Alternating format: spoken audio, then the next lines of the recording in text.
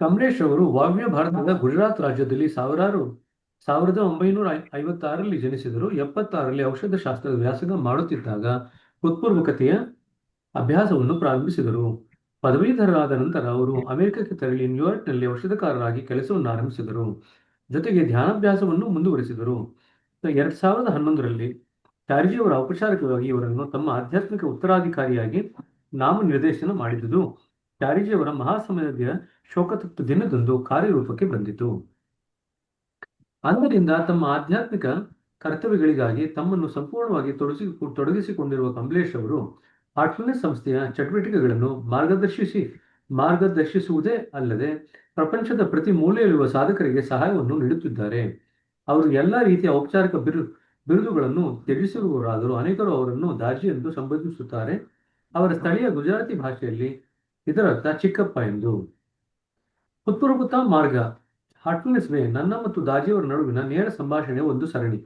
ಇದರಲ್ಲಿ ನಾವು ಹಾರ್ಟ್ಫುಲ್ನೆಸ್ ವೇನ ಅಭ್ಯಾಸ ಮತ್ತು ಅದರ ತತ್ವಗಳನ್ನು ಪರಿಶೋಧಿಸುತ್ತೇವೆ. ಈ ಸಂಭಾಷಣೆಗಳಲ್ಲಿ ನಾನು ದಾಜಿಯವರನ್ನು ಅನೇಕ ಪ್ರಶ್ನೆಗಳನ್ನು ಕೇಳುತ್ತೇನೆ. ಅದರಲ್ಲಿ ಕೆಲವು ನಾನು ಧ್ಯಾನವನ್ನು ಆರಂಭಿಸಿದಾಗ ನನ್ನಲ್ಲಿ ಮೂಡಿದ ಪ್ರಶ್ನೆಗಳು. ಇನ್ನು ಉಳಿದವು ಹಾರ್ಟ್ಫುಲ್ನೆಸ್ ವೇ ಪ್ರಶಿಕ್ಷಕನಾದ ನನ್ನನ್ನು ಜನರು ಸಾಮಾನ್ಯವಾಗಿ ಕೇಳುವ ಪ್ರಶ್ನೆಗಳು. ಇನ್ನು ಕೆಲವು ನಮ್ಮ ಚರ್ಚೆಯ ಸಮಯದಲ್ಲಿ ನನ್ನ ಮನಸ್ಸಿಗೆ ಸಹಜವಾಗಿ ಉದ್ಭವಿಸಿದಂಥವು. ಹೃತ್ಪೂರ್ವಕ ಮಾರ್ಗ 3 ಭಾಗಗಳನ್ನು ಒಳಗೊಂಡಿದೆ. 1ನೆಯ ಭಾಗವು ಆಧ್ಯಾತ್ಮಿಕ ಶೋಧನೆಯ ಲಕ್ಷಣಗಳನ್ನು ಪರಿಶೀಲಿಸಿ ಧ್ಯಾನ ಮತ್ತು ಪ್ರಾಣಾಹುತಿಯ ವಿಷಯಗಳನ್ನು ಸ್ಪಷ್ಟಗೊಳಿಸುತ್ತದೆ.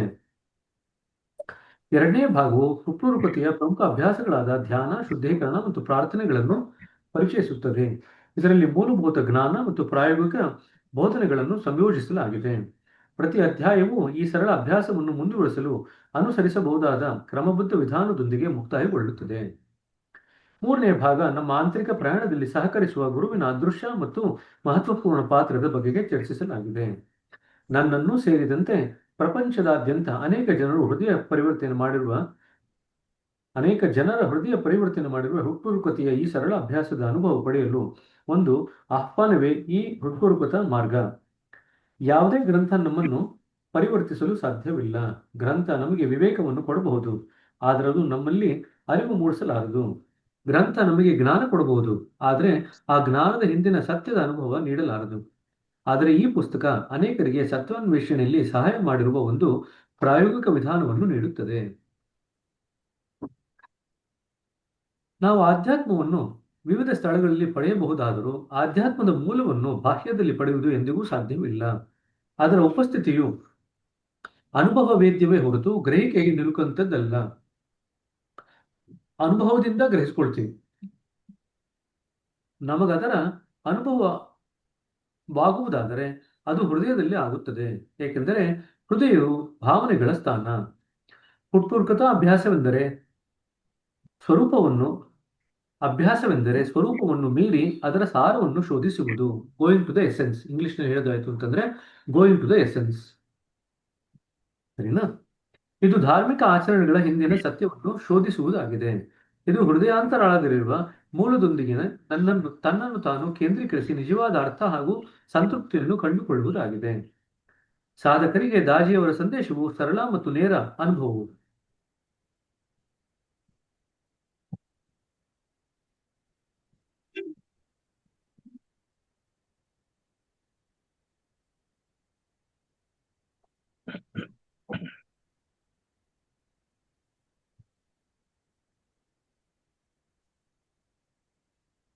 ಕೇಳಿಸ್ತಾ ಇಲ್ಲ.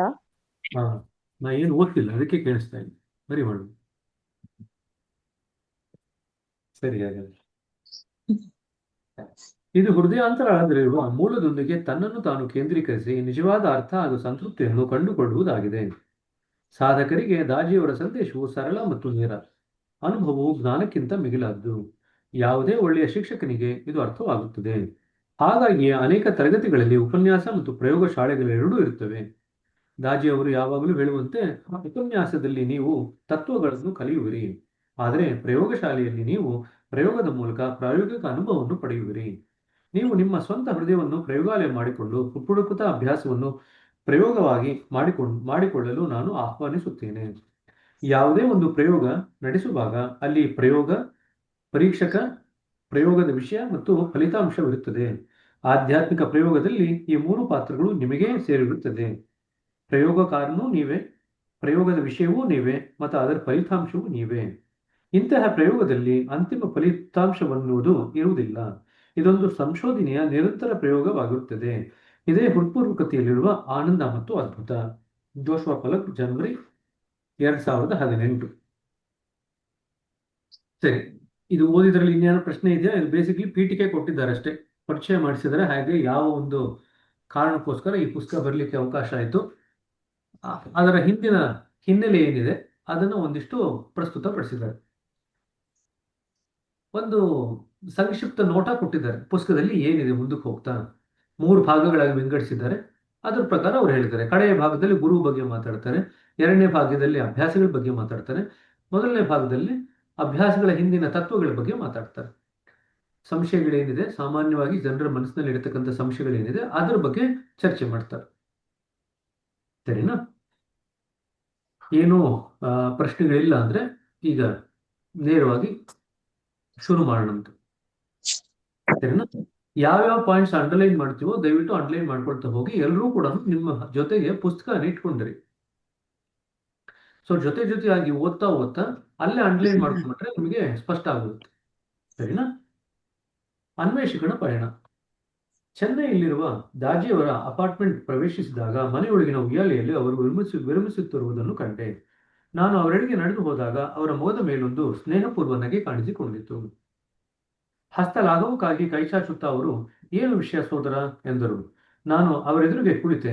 ಸಂಬಂಧಿಯೊಬ್ಬರು ಪಕ್ಕದ ಕೋಣೆಯಿಂದ ಹೊರಬಂದು ಚಹಾ ನೀಡುವನೆಂದಾಗ ದಾಜಿ ತಡೆದರು. ಅವರಿಗೆ ಕಾಫಿ ಕೊಡಿ, ಅವರು ಅದನ್ನು ಹೆಚ್ಚು ಇಷ್ಟಪಡುತ್ತಾರೆ ಎಂದರು. ಇದು ಸತ್ಯವೂ ಆಗಿತ್ತು. ಸಾಮಾನ್ಯವಾಗಿ ಜನರು ದಾಜಿಯವರಲ್ಲಿ ಮೊದಲು ಕಾಣುವುದು ಅವರ ಸಮಚಿತ್ತ. ಅಂಡರ್ಲೈನ್ ಮಾಡಿಕೊಳ್ಳ್ರಿ. ಪಾಯ್ಸ್ ಅಂತಂದ್ರೆ ಇಂಗ್ಲಿಷ್ನಲ್ಲಿ ಪಾಯ್ಸ್ ಅಂತ ಹೇಳ್ತಾರೆ, ಇಲ್ಲಿ ಸಮಚಿತ್ತ ಅಂತ ಹೇಳ್ತಾರೆ. ಆಯ್ತಾ? ಕೆಲವೊಮ್ಮೆ ಪಾಯ್ಸ್ಗೆ ಕನ್ನಡದಲ್ಲಿ ಗಾಂಭೀರ್ಯ ಅಂತ ಕೂಡ ಹೇಳ್ತೀವಿ. ಪಾಯ್ಸ್ಗೆ, ಸರಿನಾ? ಸೊ ಸಮಚಿತ್ತ ಅಂತಾನೂ ಕೆಲವು ಜೊತೆ ನಾವು ಸಂದರ್ಭದಲ್ಲಿ ಅದನ್ನ ಭಾಷಾಂತರ ಮಾಡ್ತೀವಿ, ಮತ್ತೆ ಇನ್ನು ಕೆಲವು ಕಡೆ ಗಾಂಭೀರ್ಯ ಅಂತ ಕೂಡ ನಾವು ಅದನ್ನ ಟ್ರಾನ್ಸ್ಲೇಟ್ ಮಾಡ್ತೀವಿ. ಅದೊಂದು ಅಪರೂಪದ ಗುಣ. ಅದು ಅವರ ಉಪಸ್ಥಿತಿಯಲ್ಲಿ ಯಾರ ಮನಸ್ಸನ್ನಾದರೂ ಸ್ಪರ್ಶಿಸುವುದೆಂದು ತೋರುತ್ತದೆ. ಸೊ ನಾವು ಸಮಚಿತ್ತದಿಂದ ಕೂಡಿದ್ರೆ ಬೇರೆಯವರೆಲ್ಲರ ಮೇಲೂ ಕೂಡ ಅದರ ಒಂದು ತಕ್ಕ ಮಟ್ಟಿನ ಪರಿಣಾಮ ಆಗುತ್ತೆ. ಅವರು ಗ್ರಹಿಸ್ತಾರೋ ಇಲ್ಲೋ ಬೇರೆ, ಬಟ್ ತಕ್ಕ ಮಟ್ಟಿನ ಪರಿಣಾಮ ಆಗುತ್ತೆ. ಸಾಧಾರಣವಾಗಿ ಕೇವಲ ಸಾರವನ್ನು ತಿಳಿಸುವಂಥದ್ದನ್ನಷ್ಟೇ ಅವರು ಹೇಳುವರು. ಇದು ಅಂಡರ್ಲೈನ್ ಮಾಡ್ಕೊಳ್ರಿ. ಸೊ ನಾವು ಆಧ್ಯಾತ್ಮದಲ್ಲಿ ಬೆಳೀತಾ ಏನಾಗುತ್ತೆ, ನಾವು ಮಿತಭಾಷಿಗಳಾಗ್ಬಿಡ್ತೀವಿ. ಮಿತಭಾಷಿಗಳು ಅಂದ್ರೆ ಏನಾಗುತ್ತೆ ಅಂತಂದ್ರೆ, ನಾವು ಯಾವುದೋ ಒಂದು ವಿಷಯನ ಬೇರೆಯವರಿಗೆ ಮುಟ್ಟಿಸ್ಬೇಕಂತಂದ್ರೆ ಅತ್ಯಂತ ಕಡಿಮೆ ಪದಗಳ ಉಪಯೋಗದಿಂದ ಆ ವಿಷಯವನ್ನು ಅವ್ರ ಹೃದಯಕ್ಕೆ ಮುಟ್ಟಿಸ್ತೀವಿ. ಇದನ್ನ ಮಿತಭಾಷೆ ಅಂತ ಹೇಳ್ತೀವಿ. ಸರಿನಾ? ಇಲ್ಲಿ ನೋಡಿ, ಕೇವಲ ಸಾರವನ್ನು ತಿಳಿಸುವುದನ್ನಷ್ಟೇ ಅವರು ಹೇಳುವರು. ಸೊ ಅವ್ರು ಏನೇ ಮಾತಾಡಿದ್ರು ಕೂಡ ಸಾರನ ಮತ್ತೊಂದು ವ್ಯಕ್ತಿಗೆ ಹೃದಯಕ್ಕೆ ಮುಟ್ಟಿಸ್ಲಿಕ್ಕೋಸ್ಕರ ಅಷ್ಟೇ ಮಾತಾಡ್ತಾರೆ. ಅಂದ್ರೆ ಅನವಶ್ಯಕವಾಗಿ ಮಾತಾಡಲ್ಲ. ಇದು ಕೂಡ ಅಂಡರ್ಲೈನ್ ಮಾಡ್ಕೊಳ್ರಿ. ಆಧ್ಯಾತ್ಮಿಕವಾಗಿ ನಾವು ಬೆಳೀತಾ ಮಿತಭಾಷಿಗಳಾಗ್ತೀವಿ. ಏನೇ ವಿಷಯ ಯಾರಿಗಾದ್ರೂ ಮುಟ್ಟಿಸ್ಬೇಕಂದ್ರೆ ಕೆಲವೇ ಶಬ್ದಗಳಲ್ಲಿ ಅದನ್ನ ಹೇಳಲಿಕ್ಕೆ ಶುರು ಮಾಡ್ತೀವಿ. ಅನವಶ್ಯಕವಾಗಿ ಏನನ್ನು ಮಾತಾಡ್ಲಿಕ್ಕೆ ಹೋಗಲ್ಲ.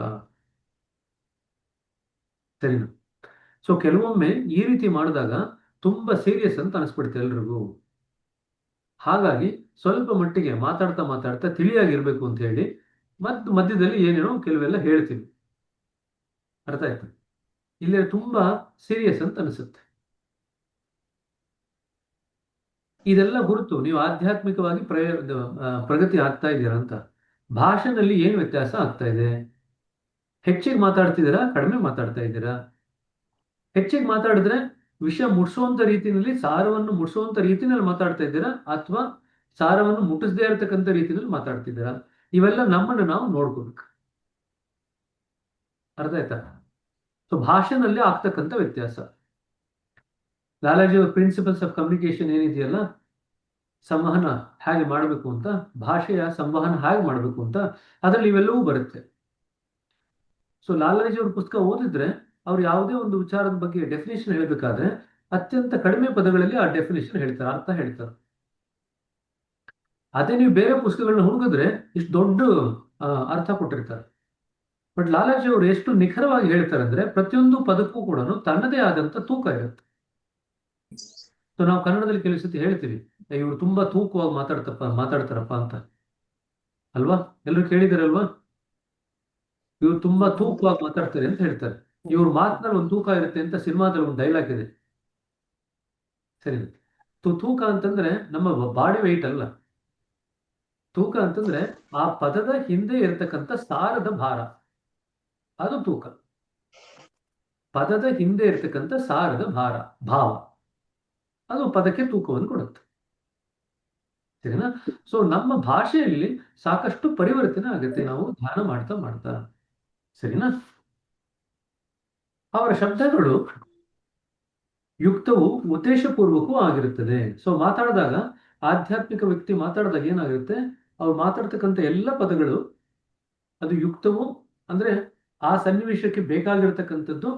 ಎರಡನೇದು ಉದ್ದೇಶಪೂರ್ವಕ, ಅದರ ಹಿಂದೆ ಒಂದು ಉದ್ದೇಶ ಇರುತ್ತೆ. ಅವ್ರು ಸುಮ್ಮನೆ ಏನು ಮಾತಾಡಲ್ಲ. ಆ ವಿಚಾರವನ್ನು ಅನ್ವೇಷಿಸುವುದು ಮತ್ತು ವಿಸ್ತಾರಗೊಳಿಸುವುದು ಕೇಳುವವರ ಜವಾಬ್ದಾರಿ ಆಗಿರುತ್ತದೆ. ಅದರ ಹಿಂದೆ ಯುಕ್ತಿ ಇದೆ, ಅದರ ಹಿಂದೆ ಉದ್ದೇಶ ಇದೆ. ಕೇಳುವವರು ಆ ಯುಕ್ತಿನ ಮತ್ತು ಉದ್ದೇಶನ ಹಿಡ್ಕೊಂಡು ತಮ್ಮ ಮನಸ್ಸಿನಲ್ಲಿ ಅದನ್ನ ವಿಸ್ತಾರ ಮಾಡ್ಕೋಬೇಕು. ಅವರ ಮಾತುಗಳಲ್ಲಿ ಸಾಮಾನ್ಯವಾಗಿ ಮೌನದ ಅವಧಿಗಳು ಕಾಣಿಸಿಕೊಳ್ಳುತ್ತದೆ. ಇದೊಂದು ಬರೀ ಮಾತಾಡಲ್ಲ, ನಾವು ಮಧ್ಯದಲ್ಲಿ ಮೌನದ ಅವಧಿಗಳು, ಪಾಸ್ ಅಂತ ಹೇಳ್ತೀವಿ. ಮಧ್ಯದಲ್ಲಿ ಮೌನದ ಅವಧಿಗಳು ಇರುತ್ತೆ. ಅಂತಹ ಕ್ಷಣಗಳಲ್ಲಿ, ಅಂದ್ರೆ ಆ ಮೌನದ ಕ್ಷಣದಲ್ಲಿ ಒಬ್ಬ ವ್ಯಕ್ತಿ ಅನೇಕ ವಿಷಯಗಳನ್ನು ಅರ್ಥೈಸಿಕೊಳ್ಳಬಹುದು. ಸೊ ಯಾವುದೋ ಒಂದು ವಿಚಾರ ದಾಜಿಯವರು ಹೇಳಿದ್ರು ಅಂತ ಇಟ್ಕೊಳ್ರಿ, ಅವರ ಆ ಮೌನ ಕೊಟ್ಟಾಗ ಆ ಅವಧಿಯಲ್ಲಿ ಬೇರೆ ಬೇರೆಯವರು ಅದೇ ವಿಚಾರವಾಗಿ ಹಲವಾರು ರೀತಿಯಿಂದ ಅರ್ಥೈಸಿಕೊಳ್ಳಬಹುದು. ಆ ಸಂಗತಿಗಳು ಅವರ ಬೋಧನೆಗಳಿಗಿಂತ ಹೆಚ್ಚು ಮುಖ್ಯವಾದವು. ಹಾಗಾಗಿ ದಾಜಿಯವ್ರದ್ದು ನೀವು ಮಾತಾಡ್ಬೇಕಾದ್ರೆ ಸ್ವಲ್ಪ ಮಟ್ಟಿಗೆ ಸೆಟ್ಲ್ ಆಗಿದ್ರೆ, ಅಂದ್ರೆ ನೀವು ಆಧ್ಯಾತ್ಮಿಕವಾಗಿ ಪ್ರಯಾಣ ಬೆಳೆಸಿದ್ರೆ ಹೆಚ್ಚು ವಿಚಾರಗಳನ್ನ ಗ್ರಹಿಸ್ತೀರ ಅವ್ರು ಮಾತಾಡಿದಾಗ. ಇಲ್ಲದೆ ಸ್ವಲ್ಪನೇ ವಿಚಾರಗಳನ್ನ ಗ್ರಹಿಸ್ತೀರ. ಆ ಸಂದರ್ಭದಲ್ಲಿ ಪ್ರಶ್ನೆ ಕೇಳುವವರು ಆಂತರಿಕವಾಗಿ ತೃಪ್ತರಾಗಿ ಎಲ್ಲ ಪ್ರಶ್ನೆಗಳನ್ನು ಮರೆತು ಬಿಡುವರು. ಸೊ ಯಾವಾಗ ನಮಗೆ ಸಾರ ಮುಟ್ಟತ್ತೋ ನಮಗೆ ಮತ್ತೆ ಹೆಚ್ಚಿನ ಪ್ರಶ್ನೆಗಳು ಹುಟ್ಟಲ್ಲ. ನಾವು ಸಾರ ಮುಟ್ಟಿಸ್ದೇನ ಮಾತಾಡಿದಾಗ ನಾವು ಒಂದು ವಿಚಾರನ ನಾವು ಅವರಿಗೆ ಮನಸ್ಸಿಗೆ ಅರ್ಥ ಆಗುವಂತ ರೀತಿಯಲ್ಲಿ ಹೇಳಿತು ಅಂತಂದ್ರೆ, ಸಾರ ಅವ್ರ ಹೃದಯಕ್ಕೆ ಮುಟ್ಟಿಲ್ಲ ಅಂತಂದ್ರೆ ಮತ್ತೊಂದು ಪ್ರಶ್ನೆ ಹೇಳುತ್ತೆ. ನಾವು ಸಾರ ಹೃದಯಕ್ಕೆ ಮುಟ್ಟುವಂತ ರೀತಿಯಲ್ಲಿ ಪ್ರಶ್ನೆಗೆ ಉತ್ತರ ಕೊಡ್ತು ಅಂತಂದ್ರೆ ಅವ್ರಿಗೆ ಹಲವಾರು ಪ್ರಶ್ನೆಗಳು ಹೇಳುವಂತ ಸಾಧ್ಯತೆ ಕಡಿಮೆ ಆಗತ್ತೆ.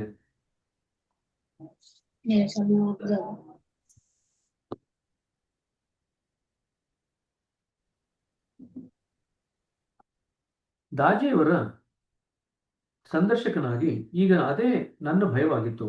ಅಂದ್ರೆ ಜೋಶುವ ಪಲಕಿಗೆ ಏನ್ ಭಯ ಅಂತಂದ್ರೆ, ಅವ್ರು ಮಾತಾಡ್ತಾ ಇವ್ರು ಪ್ರಶ್ನೆ ಕೇಳೋದು ಏನ್ ಪ್ರಶ್ನೆ ಕೇಳಬೇಕಲ್ಲ ಅದೇ ಮರ್ತು ಹೋದ್ರೆ ಏನ್ ಸಂದರ್ಶನ ಮಾಡ್ದಂಗ ಆಗತ್ತೆ. ಅದಕ್ಕೆ ಜೋಶುವ ಪಲಕಿಗೆ ಭಯ. ದಾಜಿಯವ್ರ ಹತ್ರ ಮಾತಾಡ್ತಿದ್ರೆ ಪ್ರಶ್ನೆ ಕೇಳದೆ ಮರ್ತು ಹೋಗುತ್ತಲ್ಲಪ್ಪ, ಹೆಂಗಪ್ಪ ಪ್ರಶ್ನೆ ಕೇಳಲಿ ಅಂತ ಜ್ಞಾಪಕ ಇಟ್ಕೊಂಡು ಪ್ರಶ್ನೆ ಕೇಳಬೇಕು. ಸರಿ,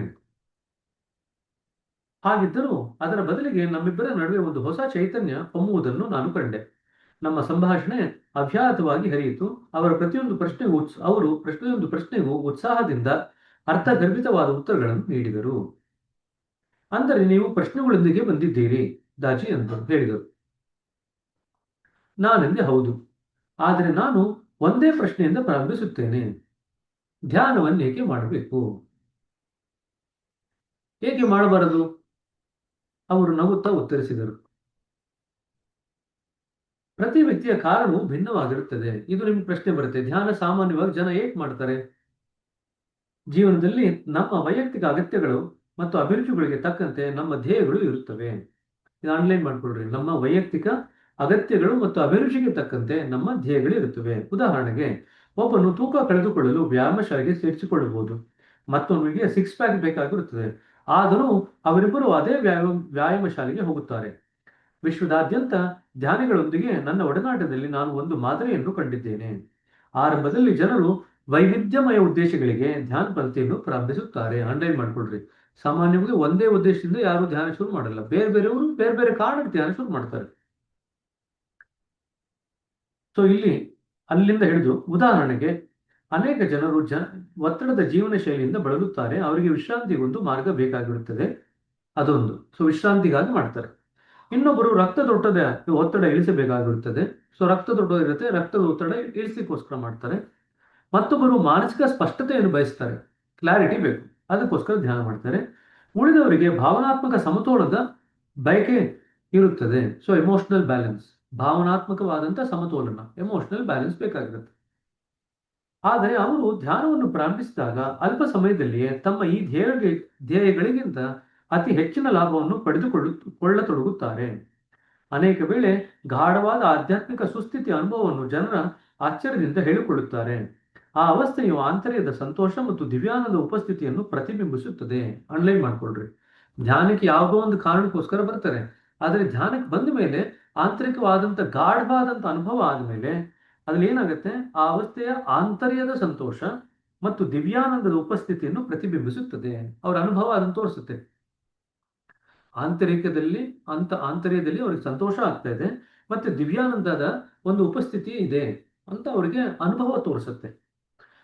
ಇದು ಒಬ್ಬ ಹಸಿದ ವ್ಯಕ್ತಿಯು ಆಹಾರದ ತುಣುಕನ್ನು ಕೇಳಿದಾಗ ಅವರಿಗೆ ಯಾರೋ ಔತಣವನ್ನು ನೀಡಿ ಅಚ್ಚರಗೊಳಿಸಿದಂತೆ. ಸೊ ಅವ್ರು ಕೇಳಿದ್ದು ಒಂದು ಆಹಾರದ ತುಣುಕು, ಆದ್ರೆ ಅವರಿಗೆ ಔತಣ ಕೊಟ್ರೆ ಅವ್ರಿಗೆ ಎಷ್ಟು ಮಟ್ಟಿಗೆ ಸಂತೋಷ ಆಗುತ್ತೆ, ಆ ರೀತಿ ಆಗುತ್ತೆ ಧ್ಯಾನದಲ್ಲಿ. ಸೊ ನಾವು ಕಾರಣಗಳನ್ನ ಇಟ್ಕೊಂಡು ಏನ್ ಬಂದಿರ್ತೀವಲ್ಲ ಧ್ಯಾನಕ್ಕೆ, ಅದು ಒಂದು ಆಹಾರದ ತುಣುಕು ಕೇಳಿದಂಗೆ, ನನಗೆ ಇದು ಬೇಕು ಧ್ಯಾನದಲ್ಲಿ ಅಂತ. ಅದು ಏನಾದ್ರೂ ಆಗಿರ್ಬೋದು ಉದ್ದೇಶ. ಬಟ್ ಕಾಲಕ್ರಮೇಣದಲ್ಲಿ ಅವ್ರಿಗೆ ಧ್ಯಾನದಲ್ಲಿ ಅದರ ಜೊತೆಗೆ ಹಲವಾರು ವಿಚಾರಗಳು ಅವರಿಗೆ ಅನುಭವಗಳು ಆಗ್ಲಿಕ್ಕೆ ಶುರು ಆಗುತ್ತೆ.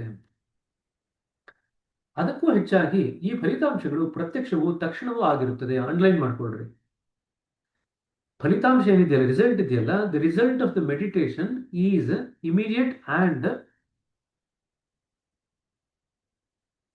ಡೈರೆಕ್ಟ್. ಪ್ರತ್ಯಕ್ಷ, ನೇರವಾಗಿ ಅನುಭವಕ್ಕೆ ಬಂದಿರುತ್ತೆ, ಮತ್ತೆ ತತ್ಕ್ಷಣ ಅನುಭವಕ್ಕೆ ಬಂದಿರುತ್ತೆ. ನಾವೇನು ಸಾಮಾನ್ಯವಾಗಿ ನೋಡ್ಕೊಳ್ತೀವಿ, ಮೆಡಿಟೇಷನ್ದು ಅನುಭವ ನಮಗೆ ಕಾಲಕ್ರಮೇಣದಲ್ಲಿ ಯಾವ 20 ವರ್ಷ ಆದ್ಮೇಲೆ ನಮ್ಗೆ ಮುಕ್ತಿ ಸಿಗತ್ತಂತೆ ಅಂತ ಹೇಳಿ ಧ್ಯಾನ ಮಾಡ್ತಾ ಇರ್ತೀವಿ. 20 ವರ್ಷ ಆದ್ಮೇಲೆ ಮುಕ್ತಿ ಸಿಗ್ಲಿಕ್ಕೆ ಧ್ಯಾನ ಮಾಡ್ತಿತ್ತು ಅಂತಂದ್ರೆ ಮಧ್ಯದಲ್ಲಿ ಬಿಟ್ಬಿಡ್ತೀವಿ. ನಮಗೆ ಧ್ಯಾನದ ಅನುಭವ ತಕ್ಷಣ ಒಂದು ಫಲಿತಾಂಶವನ್ನು ಕೊಡಬೇಕು, ನಮಗೆ ಅದು ಪ್ರತ್ಯಕ್ಷವಾಗೂ ಇರಬೇಕು. ಅದನ್ನು ಮತ್ತೆ ಪ್ರಮಾಣಿಸಿ ನೋಡುವಂತ ಅಗತ್ಯ ಇಲ್ಲ, ನೇರವಾದಂಥ ಅನುಭವ ಆಗಿರ್ಬೇಕು. ಅದು ಧ್ಯಾನದ ಕೆಲಸ. ಧ್ಯಾನ ನಮ್ಗೆ ಯಾವಾಗಲೂ ನೇರವಾದಂಥ, ಪ್ರತ್ಯಕ್ಷವಾದಂಥ ಮತ್ತು ತಕ್ಷಣ ನಮ್ಗೆ ಅನುಭವಕ್ಕೆ ಬರತಕ್ಕಂಥ ಒಂದು ಫಲಿತಾಂಶವನ್ನು ಕೊಡುತ್ತೆ. ಒಂದೇ ಧ್ಯಾನಾವಧಿಯಲ್ಲಿ ಅದನ್ನು ನಾವು ಅನುಭವಿಸಬಲ್ಲೆವು. ಹಾಗಿರುವಾಗ 2ನೇ ಮತ್ತು 3ನೇ ಬಾರಿ ಧ್ಯಾನ ಮಾಡಿದರೆ ಏನಾಗುತ್ತದೆ? ಅನೇಕ ಧ್ಯಾನಗಳ ಸಂಚಿತ ಫಲವನ್ನು ಕಲ್ಪಿಸಿಕೊಳ್ಳಿರಿ. ಒಂದೇ ಧ್ಯಾನದಲ್ಲೇ ನಮಗೆ ಮಾನಸಿಕ ಒತ್ತಡ ಕಡಿಮೆ ಆಯ್ತು ಅನ್ನೋದಾಯ್ತು ಅಂತಂದ್ರೆ, ನಾವು ಹಲವಾರು ರೀತಿ ಅದೇ ರೀತಿ ಧ್ಯಾನ ಮಾಡ್ತಾ ಹೋಯ್ತು ಅಂತಂದ್ರೆ, ಅದೆಲ್ಲ ಒಟ್ಟಿಗೆ ಸೇರಿದಾಗ ಎಷ್ಟು ಮಟ್ಟಿಗೆ ಫಲಿತಾಂಶ ಆಗುತ್ತೆ, ನಮ್ಮ ಮೇಲೆ ಪರಿಣಾಮ ಆಗುತ್ತೆ, ಅದನ್ನು ಕಲ್ಪಿಸಿಕೊಳ್ಳಿ ಅಂತ ದಾಜಿಯವರು ಹೇಳ್ತಾ ಇದ್ದಾರೆ. ಆದರೆ ಧ್ಯಾನ ನಮ್ಮ ಮೂಲ ಉದ್ದೇಶಗಳನ್ನೂ ಸಹ ಈಡೇರಿಸಬಲ್ಲವೇ ಎಂದು ನಾನು ಕೇಳಿದೆ. ಜಾಶ್ವಾ ಪಾಲಕ್ ನಮ್ಮ ಥರ ಕೆಲವು ಸ್ಥಿತಿ ದಾಜಿಯವರು ಉತ್ತರ ಹೇಳ್ತಾ ಹೇಳ್ತಾ ಅವ್ರನ್ನ ಎಲ್ಲೋ ಕರ್ಕೊಂಡು ಹೋಗ್ಬಿಡ್ತಾರೆ. ಜೋಶ್ವಾ ಪಾಲಕ್ ಎಲ್ಲೂ ಹೋಗ್ಬೇಡಿ, ವಾಪಸ್ ಇಲ್ಲಿಗೆ ಬನ್ರಿ, ನಾನು ಕೇಳಿದ ಪ್ರಶ್ನೆಗೆ ಉತ್ತರ ಹೇಳ್ರಿ ಅಂತ ಹೇಳ್ತಾರೆ. ನಾವು ಎಕ್ಸಾಮ್ನಲ್ಲಿ ಪ್ರಶ್ನೆ ಕೊಟ್ಟಾಗ ಅಭ್ಯರ್ಥಿಗಳು ಅಷ್ಟೇ, ಏನೋ ಪ್ರಶ್ನೆ ಕೊಟ್ಟಿರ್ತೀವಿ, ಏನೋ ಉತ್ತರ ಬರೆದ್ಬಿಟ್ಟು ಆಮೇಲೆ ಗಲಾಟೆ ಮಾಡ್ತಾರೆ, ನಾವು ಉತ್ತರ ಬರೆದೀವಿ, ನೀವು ಅಂತ ಕೊಡ್ಬೇಕು ನಮ್ಗೆ ಅಂತ. ಆಯ್ತಾ? ನಾವು ಕೇಳಿರ್ತಕ್ಕಂಥ ಪ್ರಶ್ನೆಗೆ ಉತ್ತರ ಬರೆಯೋದು ಬಿಟ್ಟು ಇನ್ನೆಲ್ಲ ಬರೆದಿರ್ತಾರೆ, ಪುಟಗಳ ಗಟ್ಟಲೆ ತುಂಬಿಸಿರ್ತಾರೆ. ಆಮೇಲೆ ಹೇಳ್ತಾರೆ, ನಾನು 4 ಪೇಜ್ ಬರೆದೀನಿ, 1 ಮಾರ್ಕ್ ಕೊಟ್ಟಿಲ್ಲ, ನೀವು ಯೋಚನೆ ಮಾಡಿ ನೀವು ಅಂತ. ಆಯ್ತು, ನೀವು ಎಷ್ಟು ಪುಟ ತುಂಬಿಸ್ತೀರಿ ಅದ್ರ ಪ್ರಕಾರ ಮಾರ್ಕ್ಸ್ ಬರಲ್ಲ ನಿಮಗೆ. ನೀವು ಏನ್ ಪ್ರಶ್ನೆ ಕೇಳಿದೀವಿ ಅದಕ್ಕೆ ತಕ್ಕಂಗೆ ಉತ್ತರ ಬರೆದ್ರೆ ಮಾರ್ಕ್ಸ್ ಬರುತ್ತೆ. ಅರ್ಥ ಆಯ್ತಾ? ಸೊ ನೇರವಾಗಿ ಪ್ರತ್ಯಕ್ಷವಾಗಿ ನೀವು ಉತ್ತರ ಬರೀಬೇಕು. ಅಲ್ಲಿ ಇಲ್ಲಿ ಸುತ್ತಾಡ್ಕೊಂಡು ಉತ್ತರ ಬರೆದ್ರೆ ಪ್ರಯೋಜನ ಇಲ್ಲ. ಸರಿನಾ?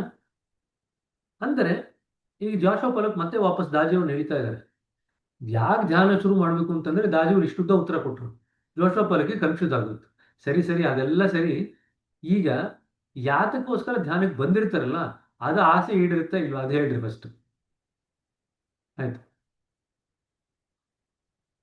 ಆದರೆ ಧ್ಯಾನ ನಮ್ಮ ಮೂಲ ಉದ್ದೇಶಗಳನ್ನು ಸಹ ಈಡೇರಿಸಬಲ್ಲದೆ ನಾನು ಕೇಳಿದೆ. ಅವುಗಳನ್ನು ನಿರ್ದಿಷ್ಟವಾಗಿ ಗುರಿಯಾಗಿರಿಸಿಕೊಳ್ಳದೆ ಈಡೇರಿಸುತ್ತದೆ. ಇದು ಅಂಡರ್ಲೈನ್ ಮಾಡ್ಕೊಳ್ರಿ. ಧ್ಯಾನ ನಮ್ಮ ಮೂಲ ಉದ್ದೇಶ ಏನಿದೆ ಅದನ್ನು ಈಡೇರಿಸುತ್ತೆ, ಆದ್ರೆ ಅದನ್ನು ಮೂಲ ಗುರಿಯಾಗಿ ಇಟ್ಕೊಂಡು ಈಡೇರಿಸಲ್ಲ. ಬೇರೆ ಎಲ್ಲದನ್ನೂ ಈಡೇರಿಸೋದ್ರ ಜೊತೆಗೆ ಇದು ಈಡೇರುತ್ತೆ ಆ ರೀತಿ. ಸರಿನಾ?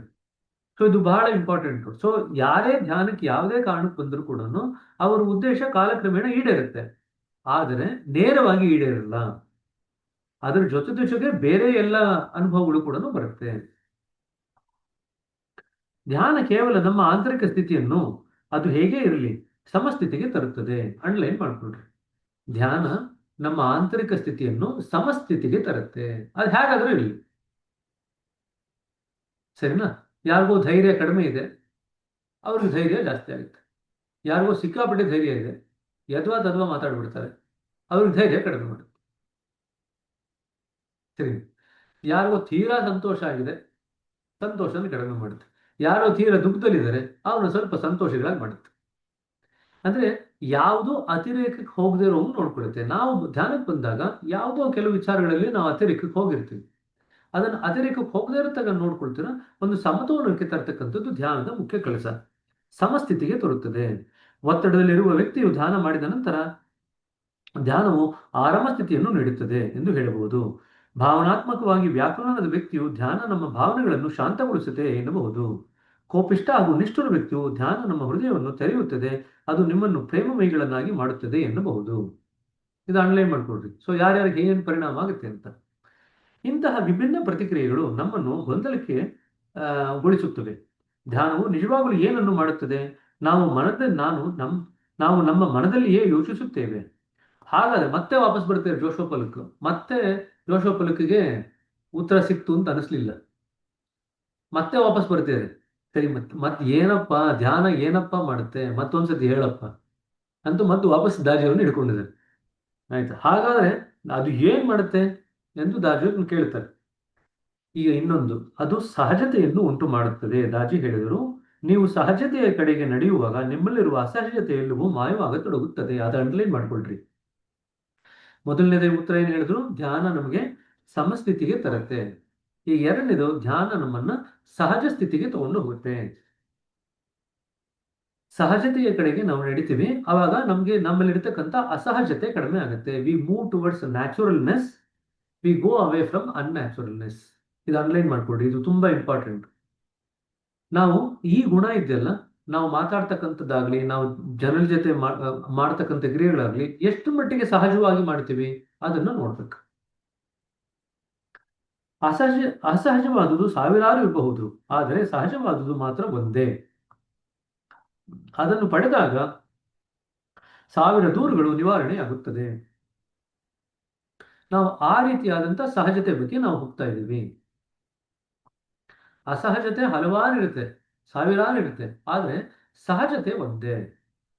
ಸೊ ನಾವು ರಿಯಾಲಿಟಿ ಜೊತೆಗೆ ನಮ್ಮನ್ನು ನಾವು ತೊಡಗಿಸ್ಕೊಂಡಿದೀವಿ ಅಂತಂದಾಗ ಸಹಜವಾಗಿ ಜೀವನ ಮಾಡಲಿಕ್ಕೆ ಶುರು ಮಾಡ್ತೀವಿ. ಆಧ್ಯಾತ್ಮಿಕವಾಗಿ ನಾವು ಪ್ರಗತಿ ಆಗ್ತಾ ಇದೀವಿ ಅಂತ ನಿಮ್ಗೆ ಹೇಗೆ ಗೊತ್ತಾಗುತ್ತೆ ಅಂತಂದ್ರೆ, ನಮ್ಮ ಜೀವನದಲ್ಲಿ ಸಹಜತೆಯ ಪಾತ್ರ ಹೆಚ್ಚಿಗೆ ಆಗ್ಲಿಕ್ಕೆ ಶುರು ಆಗುತ್ತೆ. ಸರಿನಾ? ಇದನ್ನು ಅನುಭವಿಸ್ಬೇಕು, ಇದನ್ನು ಗ್ರಹಿಸ್ಬೇಕು. ಧ್ಯಾನವನ್ನು ಏಕೆ ಮಾಡಬೇಕು? ಉತ್ತರ ಕ್ಲಿಷ್ಟಕರವಾದುದು. ಈಗ ಮತ್ತೊಂಚೂರು ಎಲಾಬ್ರೇಟ್ ಮಾಡ್ತಾ ಇದ್ದಾರೆ. ಧ್ಯಾನವನ್ನು ಏಕೆ ಮಾಡಬೇಕು? ದಾಜಿಯವರು ಹೇಳ್ತಿದ್ದಾರೆ, ಉತ್ತರ ಕ್ಲಿಷ್ಟಕರವಾದುದು. ಏಕೆಂದರೆ ನಾವು ಮುನ್ನಡೆದಂತೆಲ್ಲ ನಮ್ಮ ಧ್ಯೇಯಗಳು ಬದಲಾವಣೆ ಆಗುತ್ತವೆ. ಮತ್ತೆ ಅಂಡರ್ಲೈನ್ ಮಾಡ್ಕೊಳ್ರಿ. ನಾವು ಮುನ್ನಡೆದಂತೆಲ್ಲ ಧ್ಯಾನದಲ್ಲಿ ನಮ್ಮ ಧ್ಯೇಯಗಳು ಬದಲಾವಣೆ ಆಗುತ್ತವೆ. ಇಂದಿನ ಕಾರಣವು ನೆನ್ನೆದಕ್ಕಿಂತ ಭಿನ್ನವಾಗಿರಬಹುದು, ಅದು ಹಾಗೇ ಇರತಕ್ಕದ್ದು. ನಾವು ಧ್ಯಾನ ಮಾಡಿದಂತೆಲ್ಲ ಜ್ಞಾನ ವೃದ್ಧಿ ಆಗುತ್ತದೆ. ನಾವೇನಾಗಿದ್ದೇವೆ ಮತ್ತು ನಾವು ಏನಾಗಬೇಕು ಎಂಬುದರ ಹೆಚ್ಚು ಅರಿವು ಕೊಳ್ಳುತ್ತೇವೆ. ಈ ಅನಂತ ಪಯಣದಲ್ಲಿ ನಮ್ಮನ್ನು ಕರೆದೊಯ್ಯುವ ವಾಹನವೇ ಧ್ಯಾನ. ಸೊ ನಾವು ಏನಾಗಿದ್ದೀವಿ, ನಾವು ಏನಾಗಬೇಕು ಮುಂದಕ್ಕೆ ಹೋಗಿ, ಅದಕ್ಕೆ ಬೇಕಾಗಿರತಕ್ಕಂಥ ವಾಹನ ಅಂದ್ರೆ ಧ್ಯಾನ. ಪಯಣ ಅನಂತವಾದರೆ ಎಂದಾದರೂ ತಲುಪಬಲ್ಲಿವೆ? ಈ ಕನ್ಫ್ಯೂಸ್ ಆಗೋದು ದಾಸೋಪಲದಲ್ಲಿ. ಪಯಣ ಅನಂತವಾದರೆ ಯಾವಾಗಪ್ಪ ತಲುಪೋದು? ಈ ಜನ್ಮದಲ್ಲಿ ತಲುಪಕ್ಕಾಗುತ್ತೆ ನಮ್ಮ ಕೈಲಿ ಅಂತ ಕೇಳ್ತಾ ಇದ್ದಾರೆ. ಎಲ್ಲಿಗೆ ತಲುಪುವುದು? ನಗೆಯೊಂದಿಗೆ ಅವರು ಕೇಳಿದರು. ನೋಡಿ, ಈ ಎರಡು ಲೈನಲ್ಲಿ ಎಷ್ಟೊಂದು ಅರ್ಥ ಇದೆ ಅಂದ್ರೆ, ಪಯಣ ಅನಂತವಾದರೆ ನಾವೇನ್ ತಲುಪ್ತೀವಿ, ಎಂಡಿಗೆ ಕೊನೆ ಮುಟ್ತೀವಿ. ಅದಕ್ಕೆ ದಾಜಿಯವರು ಹೇಳ್ತಾರೆ, ಎಲ್ಲಿಗೆ ತಲುಪಬೇಕು, ಎಲ್ಲಿದೆ ಕೊನೆ ಅಂತ ದಾಜಿಯವರು ಉತ್ತರ ಹೇಳ್ತಾ ಇದ್ದಾರೆ. ಹೌದು, ನಾನು ತಲುಪಿದೆ ಎಂದುಕೊಂಡ ಕ್ಷಣವೇ ನಮ್ಮ ಪ್ರಗತಿ ನಿಲ್ಲುತ್ತದೆ, ನಿಮ್ಮ ಚಲನೆ ನಿಲ್ಲುತ್ತದೆ. ವಿಕಾಸವು ಎಂದಿಗೂ ನಿಲ್ಲುವುದಿಲ್ಲ. ನಾವು ಸದಾಕಾಲವು ಬದಲಾಗಲು ಸಿದ್ಧರಾಗಿರಬೇಕು. ಇದು ಅಂಡರ್ಲೈನ್ ಮಾಡ್ಕೊಳ್ರಿ. ವಿಕಾಸವು ಎಂದಿಗೂ ನಿಲ್ಲುವುದಿಲ್ಲ. ನಾವು ಸದಾಕಾಲ ಬದಲಾಗಲು ಸಿದ್ಧರಾಗಿರಬೇಕು. ಅದೇನೇ ಇರಲಿ, ಮುಂದಿನ ಹೆಜ್ಜೆ ಇಡಲು ತಯಾರಾಗಿರಬೇಕು. ಆಗ ಆ ಹಂತ ತಲುಪಿದಾಗ ಮತ್ತು ಮುಂದಕ್ಕೆ ಸಾಗಲು ಸಾಕಷ್ಟು ಹೊಂದಾಣಿಕೆ ಮಾಡಿಕೊಂಡು ಸನ್ನದ್ಧರಾಗಬೇಕು. ಇದನ್ನು ಅಂಡರ್ಲೈನ್ ಮಾಡ್ಕೊಳ್ರಿ. ಮತ್ತು ಮುಂದಕ್ಕೆ ಸಾಗಲು ಸಾಕಷ್ಟು ಹೊಂದಾಣಿಕೆ ಮಾಡಿಕೊಂಡು ಸನ್ನದ್ಧರಾಗಬೇಕು. ಅಂದ್ರೆ ನಾವು ಯಾವುದೋ ಒಂದು ಸ್ಥಿತಿ ಗಳಿಸ್ಕೊಳ್ತೀವಿ, ಅದಕ್ಕೆ ತಕ್ಕಂಗೆ ನಮ್ಮ ಜೀವನ ಶೈಲಿನ ಹೊಂದಾಣಿಕೆ ಮಾಡ್ಕೋಬೇಕು. ಮತ್ತೆ ಮುಂದಿನ ಸ್ಥಿತಿ ತಲುಪಿಸ್ತೀವಿ, ಮತ್ತೆ ಹೊಂದಾಣಿಕೆ ಮಾಡ್ಕೋಬೇಕು. ಹೊಂದಾಣಿಕೆ ನಿರಂತರವಾಗಿ ನಡೀತಾ ಇರತಕ್ಕಂಥ ಕ್ರಿಯೆ. ಆಂತರಿಕವಾಗಿ ನಾವು ಬದಲಾವಣೆ ಆದಷ್ಟು ಕೂಡ ಬಾಹ್ಯವಾಗಿ ಕೂಡ ಅದರ ಜೊತೆಗೆ ಆಂತರಿಕ ಸ್ಥಿತಿಗೆ ಹೊಂದಾಣಿಕೆ ಆಗುವಂತ ರೀತಿಯಲ್ಲಿ ನಮ್ಮ ಬಾಹ್ಯ ನಡವಳಿಕೆ, ನಮ್ಮ ಬಾಹ್ಯ ಭಾಷೆ, ಮಾತುಕತೆ, ನಡೆನುಡಿ ಇವೆಲ್ಲವನ್ನು ನಾವು ಬದಲಾವಣೆ ಮಾಡ್ಕೊಳ್ತಾ ಹೋಗ್ಬೇಕು, ಹೊಂದಿಸ್ಕೊಳ್ತಾ ಹೋಗ್ಬೇಕು. ಹೊರಗಡೆ ಇರ್ತಕ್ಕಂಥ ನಮ್ಮ ನಡೆನುಡಿ ಮತ್ತೆ ನಮ್ಮ ಚಟುವಟಿಕೆ ಆಂತರಿಕವಾಗಿ ನಮ್ಗೆ ಇರ್ತಕ್ಕಂಥ ಸ್ಥಿತಿಗತಿಗಳಿಗೆ ಹೊಂದಾಣಿಕೆ ಮಾಡ್ಕೊಳ್ತಾ ಹೋಗ್ಬೇಕು. ಅರ್ಥ ಆಯ್ತಾ? ಸೊ ನಾವು ಎಷ್ಟೋ ವರ್ಷಗಳ ಧ್ಯಾನ ಮಾಡಿ ಭಾಷ್ಯದಲ್ಲಿ ನಾವು ಏನೂ ಬದಲಾವಣೆನೇ ಆಗ್ತಾ ಇಲ್ಲ ಅಂತಂದ್ರೆ ಎಲ್ಲೋ ಎಡವಿದ್ದೀವಿ ಅಂತ ಆಯ್ತು. ಯಾಕೆ ಎಡವಿದ್ದೀವಿ? ಆಂತರಿಕ ಸ್ಥಿತಿ ಗುರುಗಳು ಕೊಡ್ತಾರೆ, ಆದರೆ ಬಾಹ್ಯವಾಗಿ ನಾವು ಅದನ್ನ ಹೊಂದಾಣಿಕೆ ಮಾಡಿಕೊಂಡು ಕರಗತ ಮಾಡ್ಕೊಳ್ತಾ ಇಲ್ಲ. ಆವಾಗ ನಮ್ಮ ಆಧ್ಯಾತ್ಮಿಕ ಪ್ರಯಾಣ ನಿಧಾನ ಆಗೋಗುತ್ತೆ. ಸರಿನಾ? ಆದರೆ ಆಧ್ಯಾತ್ಮಿಕ ಸಾಹಿತ್ಯದಲ್ಲೆಲ್ಲ ಸಂಪೂರ್ಣರಂತೆ ಕಾಣುವ ವ್ಯಕ್ತಿಗಳ ಉದಾಹರಣೆಗಳೇ ತುಂಬಿವೆ ಅಲ್ಲ ಎಂದು ನಾನು ಕೇಳಿದೆ. ಮತ್ತೆ ಕನ್ಫ್ಯೂಸ್ ಆದ್ರು. ಎಲ್ಲಿ ಹೋಗೋದು ಅಂತ ಕೇಳ್ಬಿಟ್ರು ದಾಜಿ. ಇವರೆಲ್ಲ ಆಧ್ಯಾತ್ಮಿಕ, ನೀವು ಪುಸ್ತಕ ತೆಗೆದು ನೋಡಿದ್ರೆ ಇವರು ಪರಿಪೂರ್ಣತೆ ಮುಟ್ಟಿದ್ರು, ಅವ್ರು ಪರಿಪೂರ್ಣತೆ ಮುಟ್ಟಿದ್ರು ಅಂತ ಹೇಳ್ತಾರೆ. ಇಲ್ಲಿ ನೋಡಿದ್ರೆ ದಾಜಿಯವರು ಪರಿಪೂರ್ಣತೆ ಮುಟ್ಟದೆ ಎಲ್ಲ ಹೋಗ್ತಾನೆ ಇರ್ತಾರೆ ಅಂತ ಹೇಳ್ತಿದ್ದಾರೆ. ಸೊ ಜಾಶ್ವಾ ಪೊಲಕಿಗೆ ಕನ್ಫ್ಯೂಷನ್. ಅವರು ತಮ್ಮನ್ನು ತಾವು ಹಾಗೆ ಬಣ್ಣಿಸಿಕೊಳ್ಳುವರೆಂದು ತಿಳಿದುಕೊಂಡಿದ್ದೀರಾ? ಹೀಗೆ ದಾಜಿ ಉತ್ತರ ಹೇಳ್ತಿದ್ದಾರೆ. ಬೇರೆಯವರು ಅವ್ರನ್ನ ಪರಿಪೂರ್ಣತೆ ಪಡೆದಂತ ವ್ಯಕ್ತಿ ಅಂತ ಹೇಳ್ತಾರೆ, ಆದ್ರೆ ಅವರು ತಮ್ಮನ್ನು ತಾವು ಪರಿಪೂರ್ಣತೆ ಪಡ್ಕೊಂಡಂತ ವ್ಯಕ್ತಿ ಅಂತ ಯಾವತ್ತೂ ಹೇಳಲ್ಲ. ಸರಿನಾ? ಅವರು ಹೇಳಿದರು, ಗಣಿತದಲ್ಲಿ ಅಸಂಪಾತ ಎಂಬುದು ಒಂದಿದೆ. ಅದು ವಕ್ರರೇಖೆಯನ್ನು ಸಮೀಪಿಸುವಾಗ ಅದನ್ನು ಅನಂತದಲ್ಲಿ ಛೇದಿಸುವ ಸರಳ ರೇಖೆ.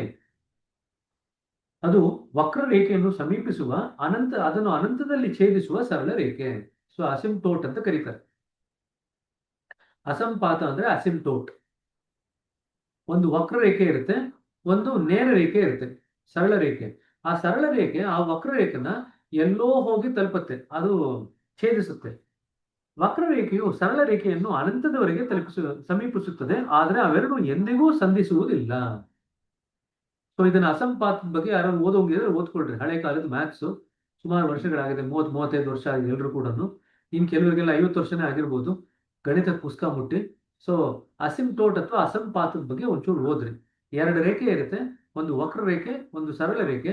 ಎರಡೂ ಕೂಡ ಕಾಲಕ್ರಮೇಣದ ಸಮೀಪಿಸ್ತಾ ಹೋಗುತ್ತೆ ಅನಂತದವರೆಗೆ. ಆದ್ರೆ ಅನಂತದಲ್ಲೂ ಕೂಡ ಅದು ಎರಡು ಒಂದುಕೊಂಡು ಟಚ್ ಆಗಲ್ಲ. ಸರಿ,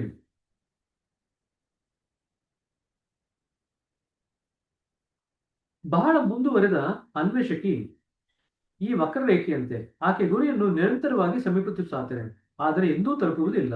ಯಾವುದೇ ಕ್ಷಣದಲ್ಲಿಯೂ ಆಕೆ ಗುರಿಗೆ ಅತ್ಯಂತ ಸಮೀಪ ಮತ್ತು ಅನಂತ ದೂರದಲ್ಲಿ ಇರುತ್ತಾಳೆ. ಇದನ್ನ ಅಂಡರ್ಲೈನ್ ಮಾಡ್ಕೊಳ್ರಿ. ಯಾವುದೇ ಸಂದರ್ಭದಲ್ಲಿ ಆಕೆ ಗುರಿಗೆ ಅತ್ಯಂತ ಸಮೀಪ ಆದ್ರೆ ಅನಂತ ದೂರದಲ್ಲಿ ಇರ್ತಾಳೆ. ಆದರೂ ಆಕೆ ಮುನ್ನಡೆಯುತ್ತಲೇ ಇರುತ್ತಾಳೆ. ಆಕಾಂಕ್ಷೆಯ ಅಸ್ತಿತ್ವವಿರುವವರೆಗೂ ಪ್ರಯಾಣವು ಅನಂತವಾಗಿರುತ್ತದೆ. ಇದು ಅಂಡರ್ಲೈನ್ ಮಾಡ್ಕೊಳ್ರಿ. ಆಕಾಂಕ್ಷೆಯ ಅಸ್ತಿತ್ವವಿರುವವರೆಗೆ ಪ್ರಯಾಣವು ಅನಂತವಾಗಿರುತ್ತದೆ. ಹಾಗಾದ್ರೆ ಮುಂದಿನ ಪ್ರಶ್ನೆ ಏನ್ ಬರುತ್ತೆ ಅಂತಂದ್ರೆ, ಹಾಗಾದ್ರೆ ದೇಹ ತ್ಯಾಗ ಮಾಡಿದ ತಕ್ಷಣ ನಿಂತು ಹೋಗುತ್ತೆ ನಮ್ಮ ಪ್ರಯಾಣ? ಇಲ್ಲ. ದೇಹ ತ್ಯಾಗ ಮಾಡಿದ್ಮೇಲೂ ನಮ್ಮ ಪ್ರಯಾಣ ಮುಂದುವರಿತಾನೆ ಇರುತ್ತೆ. ಸರಿನಾ? ಸೊ ಈಗ ಲಾಲಾಜಿ ಅವರಾಗ್ಲಿ, ಬಾಬೂಜಿ ಅವರಾಗ್ಲಿ ಹೋಗ್ತಾನೆ ಇದ್ದಾರೆ, ಅನಂತದವರೆಗೆ ಹೋಗ್ತಾನೆ ಇದ್ದಾರೆ. ನಮ್ಮ ಹಿಂದಿನ ಋಷಿ ಮುನಿಗಳೆಲ್ಲ ಯಾರು ಹೋಗಿದ್ರು ಅವರು ಕೂಡ ಇನ್ನೂ ಮುನ್ನಡಿತಾನೆ ಇದ್ದಾರೆ. ಸೊ ಹಾಗಾಗಿ ಇದನ್ನ ಜ್ಞಾಪಕ ಇಟ್ಕೊಳ್ರಿ, ಅನಂತದವರೆಗೆ ನಾವು ಹೋಗ್ತಾನೆ ಇರ್ತೀವಿ. ಸೊ ಒಬ್ಬರಿಂದ ಒಬ್ಬರಿಗೆ ಪಾಸ್ ಮಾಡ್ತೀವಲ್ಲ ನಾವು. ಕೆಲವು ಸತಿ ಗಾರೆ ಅವ್ರನ್ನ ನೋಡಿದ್ರೆ ಅವ್ರು ಒಂದ್ ಕಡೆಯಿಂದ ಇನ್ನೊಂದ್ ಕಡೆ ಇಟ್ಟಿಗೆನ ಅವರು ತಲುಪಿಸ್ಬೇಕಾದ್ರೆ ಎಲ್ಲರೂ ಒಂದು ಲೈನ್ ಮಾಡ್ತಾರೆ 10 ಜನ. ಸೊ ಒಬ್ಬರಿಂದ ಒಬ್ಬರಿಗೆ ತಲುಪಿಸಿ ಆ ಇಟ್ಟಿಗೆನ ತಲುಪಿಸ್ತಾರೆ. ನೋಡಿದಾರೆ ಇದನ್ನ ಗಾರೆ ಕೆಲಸ ಮಾಡ್ಬೇಕಾದ್ರೆ ಅದೇ ರೀತಿಯಾಗಿ ಇಲ್ಲಿ ಏನಾಗುತ್ತೆ, ನಮ್ಮ ಮುಂದಿನ ಮೇಲೆ ಹೋಗಿರ್ತಕ್ಕಂಥ ನಮಗಿಂತ ಮುಂಚೆ ಆಧ್ಯಾತ್ಮಿಕ ಸ್ತರಗಳನ್ನು ಪ್ರವೇಶಿಸಿರ್ತಕ್ಕಂಥ ವ್ಯಕ್ತಿಗಳು ಅವ್ರಿಗೆ ಅಲ್ಲಿ ಏನ್ ಸಿಗ್ತಾ ಇರುತ್ತೆ ಅದನ್ನ ಹಿಡ್ಕೊಂಡು ಹಿಂದಿನವ್ರು ತಲುಪಿಸ್ತಾರೆ, ಅವ್ರು ಮತ್ತೆ ಹಿಂದಿನವ್ರು ತಲುಪಿಸ್ತಾರೆ. ಹಾಗಾಗಿ ನಮ್ಮವ್ರಿಗೂ ಬರುತ್ತೆ. ಅರ್ಥ ಆಗ್ತಿದೆ? ಅವ್ರೇನು ಮುಂದುವರಿತಾ ಗ್ರಹಿಸ್ತಾ ಇದ್ದಾರೆ ಅದನ್ನು ನಮ್ಮವ್ರಿಗೂ ತಲುಪಿಸ್ತಾ ಇರ್ತಾರೆ. ಇಷ್ಟ ಆಗ್ತಕ್ಕಂಥದ್ದು. ಸರಿನಾ? ಸೊ ಹಾಗಾಗಿ ಅನ್ಲೈನ್ ಮಾಡ್ಕೊಳ್ಬೇಕು. ಆಕಾಂಕ್ಷೆಯ ಅಸ್ತಿತ್ವವಿರುವವರೆಗೆ ಪಯಣವು ಅನಂತವಾಗಿರುತ್ತದೆ. ಹಾಗಾದ್ರೆ ಆಧ್ಯಾತ್ಮಿಕ ಅಸ್ತಿತ್ವ ಇದೆಯಲ್ಲ ನಮ್ದು, ಅದು ಇದ್ದೇ ಇರುತ್ತಲ್ವಾ, ಮಹಾಪ್ರಳಯದವರೆಗೂ ಇರುತ್ತೆ. ಸೊ ಹಾಗಾದ್ರೆ ನಾವು ಅಲ್ಲಿ ಏನ್ ಗಳಿಸ್ಕೊಳ್ತೀವಿ ಅದನ್ನ ನಾವು ಬೇರೆಯವ್ರಿಗೆ ಪಾಸ್ ಡೌನ್ ಮಾಡ್ಬೋದು ಅಲ್ವಾ? ಸೊ ಮಹಾಪ್ರಳಯದವರೆಗೂ ಕೂಡ ನಮ್ಮ ಪ್ರಯಾಣ ನಡೀತಾನೆ ಇರುತ್ತೆ. ಅದಕ್ಕೆ ಇದನ್ನ ಟುವರ್ಡ್ಸ್ ಇನ್ಫಿನಿಟಿ, ಅನಂತದವರೆಗೆ ಪ್ರಯಾಣ ಅಂತ ಬರೆದಿರೋದು ಬಾಬೂಜಿಯವರು. ಅನಂತದವರೆಗೆ ಅಂತಂದ್ರೆ ನೀವು ಮಹಾಪ್ರಳಯ ಆಗುವವರೆಗೂ ನೀವು ಪ್ರಯಾಣ ಮಾಡ್ತಾನೆ ಇರ್ತೀರಿ. ಅದಕ್ಕೆ ಕುವೆಂಪು ಅವರು ಬರೆಯೋದು, ಎಲ್ಲಿಯೂ ನಿಲ್ಲದಿರು, ಮನೆಯನೆಂದು ಕಟ್ಟದಿರು, ಕೊನೆಯನೆಂದು ಮುಟ್ಟದಿರು. ಹಾಡು ಕೇಳಿದಾರಲ್ವಾ? ಓ ನನ್ನ ಚೇತನ ಬರುತ್ತಲ್ವಾ ಒಂದು ಏನು, ಎಲ್ಲಿಯೂ ನಿಲ್ಲದಿರು, ಮನೆಯನೆಂದು ಕಟ್ಟದಿರು. ಹಾಗೆ ಅಂತ ಹೇಳಿ ಮನೆ ಕಟ್ಟಲಲ್ಲ ಅಂತ ನೀವು ಗಲಾಟೆ ಮಾಡ್ಬೇಡಿ. ನಿಮ್ಮ ಮಕ್ಕಳೆಲ್ಲ ಗಲಾಟೆ ಮಾಡ್ತಾರೆ ಅಷ್ಟೇ ನಿಮ್ಮ ಹತ್ರ, ಯಾಕೆ ಮನೆ ಕಟ್ಟಲ್ಲ? ಆಯ್ತಾ? ಮನೆ ಅಂದ್ರೆ ನಾವು ಒಂದು ಆಧ್ಯಾತ್ಮಿಕ ಸ್ತರದಲ್ಲಿ ನೆಲೆ ನಿಂತು ಹೋಗೋದು. ನಂಗೆ ಇಷ್ಟೇ ಸಾಕು ಅಂತ ನೆಲೆ ಅದು ಮನೆ ಕಟ್ಟದು.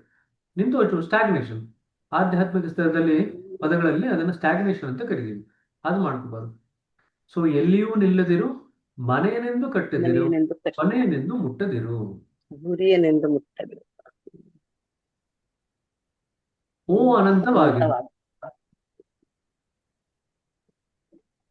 ಸರಿನಾ? ಸೊ ಇದು ಜ್ಞಾಪಕ ಇಟ್ಕೊಳ್ರಿ. ಇದು ನಮಗೆ ಸಾಕಷ್ಟು ಮಟ್ಟಿಗೆ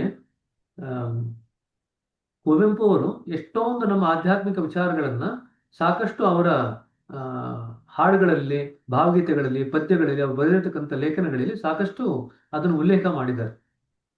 ಸರಿ. ಸೊ ಸರಿ, ಅನ್ವೇಷಕಿ ಪಾತ್ರ ಅಷ್ಟಿದೆ ಅಂತ ಬರ್ತಾರೆ. ಸರಿ, ಹಾಗಾದ್ರೆ ಇಲ್ಲಿ ನಿಲ್ಲಿಸೋಣ. ನಾವು ಯಾವುದರೆಡೆಗೆ ಮುನ್ನಡೆಯುತ್ತೇವೆ ಎಂದು ನಾನು ಕೇಳಿದೆ. ಆ ಮುಂದಕ್ಕೆ ಏನು ಉತ್ತರ ಕೊಡ್ತಾರೆ ಅದನ್ನ ನಾಳೆ ನೋಡೋಣಂತೆ. 8 ಗಂಟೆ ಆಗ್ತಾ ಬಂತು. ಸೊ ಇವತ್ತೇನು ಪಾಠ ಕವರ್ ಮಾಡಿದ್ದೀವಿ, ಮತ್ತೊಂದ್ಸತಿ ಎಲ್ಲರೂ ಕೂಡ ಕೂತ್ಕೊಂಡು ಮೆಲ್ಕು ಹಾಕಿ ಇಂಪಾರ್ಟೆಂಟ್ ವಿಚಾರಗಳೆಲ್ಲ ಕೂಡ ಅಂಡರ್ಲೈನ್ ಮಾಡಿಸಿದ್ದೀವಿ. ಇದೇ ವಿಚಾರಗಳು ಹಿಂದೆ ಮುಂದೆ ಮಾಡಿ ಕೇಳಬಹುದು. ಪ್ರಶ್ನೆ ನೇರವಾಗಿ ಕೇಳದೇ ಇರ್ಬೋದು, ಬಟ್ ಅದೇ ವಿಚಾರ ಕೇಳಿರ್ತಾರೆ. ಸೊ ಹಿಂದೆ ಮುಂದೆ ಮಾಡಿ ಕೇಳ್ತಕ್ಕಂಥ ಸಾಧ್ಯತೆ ಇರೋದ್ರಿಂದ ಮತ್ತೊಂದ್ಸತಿ ಅದನ್ನ ಮೆಲ್ಕು ಹಾಕಿ ಮನನ ಮಾಡ್ಕೊಳ್ರಿ. ಸರಿನಾ? ಮನನ ಮಾಡಿಕೊಂಡು ನಾಳೆಗೆ ತಯಾರಾಗಿ ಬನ್ರಿ. ಹಾಗಾದ್ರೆ ಮುನ್ನಡಿತೀವಿ ಅಂತಂದ್ರೆ ಎಲ್ಲಿಗೆ ಮುನ್ನಡಿತೀವಿ, ಯಾವುದರ ಕಡೆಗೆ ಮುನ್ನಡಿತೀವಿ, ಅದರ ಬಗ್ಗೆ ಮುಂದಕ್ಕೆ ಪ್ರಶ್ನೆ ಕೇಳ್ತಾ ಇದ್ದಾರೆ ಜೋಶ್ವಾ ಪಾಲಕು. ಅಲ್ಲಿಂದ ನಾವು ಮುಂದಕ್ಕೆ ಹೋಗೋಣ. ಸರಿನಾ? ಏನಾದ್ರು ಪ್ರಶ್ನೆಗಳು, ಡೌಟ್ಸ್ ಇದೆಯಾ? ಬಗ್ಗೆ ಓದ್ಕೊಳ್ರಿ. ಹೋಮ್ವರ್ಕ್ ಅಸಂಪಾತದ ಬಗ್ಗೆ ಹೋಮ್ವರ್ಕ್ ಓದ್ಕೊಳ್ರಿ. ಗಣಿತದಲ್ಲಿ ಇಷ್ಟ ಇದ್ದಿದ್ರು ಅಸಂಪಾತ ಓದ್ಕೊಳ್ರಿ. ಬ್ರದರ್, ಎಷ್ಟು ಮಾರ್ಕ್ಸ್ ಕ್ವಶನ್ಸ್ ಇರುತ್ತೆ? 80 ಮಾರ್ಕ್.